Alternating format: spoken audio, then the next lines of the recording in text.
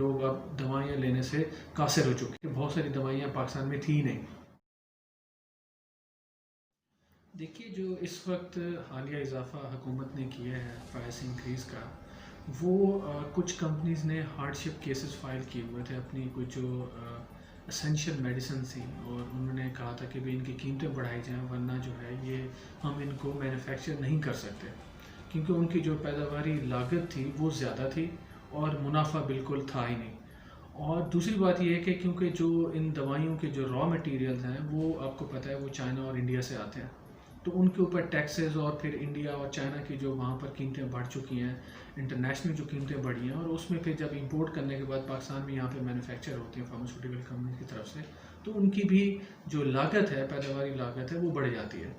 और अभी जो इजाफा हुआ है उसमें जो ड्रैब की तरफ से रिकमेंडेशंस गई हैं कैबिनेट की तरफ से कि भाई हमने तमाम इसको सबूत उनके चेक किए हैं कि जो उनकी इनवॉइसेस थी और उनकी जस्टिफिकेशन हमने देखी है कि भाई उन्होंने उनकी दवाएं जो बढ़ाना वो एक सही लग रहा था एज़ पर प्राइसिंग पॉलिसी 2018 की जो है प्राइसिंग की, तो उसके तहत उन्होंने कुछ दवाइयों की कीमतें बढ़ाने का एक रिकमेंडेशन भेजी गवर्नमेंट को, और गवर्नमेंट ने फिर उसको दोबारा रिव्यू किया, क्योंकि इससे पहले गवर्नमेंट आमिर कियानी साहब की भी जब मिनिस्टर से उनको हटा दिया गया उहदे से, ज़फ़र मिर्ज़ा साहब के ऊपर भी काफ़ी बातें हुई, तो गवर्नमेंट ने देखा कि मुसलसल इस तरह के मसले आ रहे हैं, तो उसको पूरी तरह से जांच पीछ करने के बाद फिर कुछ कीमतें बढ़ा दी गई हैं। तो ये आपकी बात बहुत दुरुस्त है कि being a patient, being a general public, बहुत ज़्यादा लोगों के ऊपर बड़ा इम्पैक्ट आ रहा है कि लोग अब दवाइयाँ लेने से कासिर हो चुके हैं। उसके बरअक्स अगर हम ये देखें, अगर किसी के घर में खुदा न खास्ता कोई मरीज़ है और अगर एक दवाई मिल नहीं रही और दूसरी दवाई है ही 2 नंबर,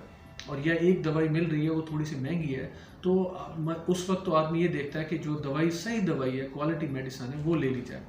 पाकिस्तान के अंदर के जो हार्डशिप के तहत जो प्राइसेस इंक्रीज़ हुई हैं, अगर हम उनकी बात करें, हम तो बीइंग ए फार्मासिस्ट हमने ये देखा है कि बहुत सारी दवाइयाँ पाकिस्तान में थी नहीं,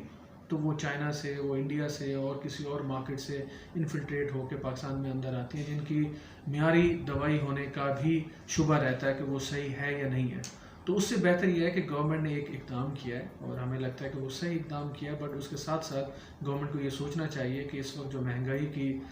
सूरत हाल और जो अवाम इतनी सताए हुए हैं, तो उसके ऊपर उनको सब्सिडी की बात भी साथ में करनी चाहिए थी। फार्मा कंपनी को भी सब्सिडी दें, और डायरेक्टली इनडायरेक्टली जो फार्मा कंपनी के साथ जो जुड़े हुए हैं उनको भी सब्सिडी दें, ताकि पेशेंट को फ़ायदा होना चाहिए।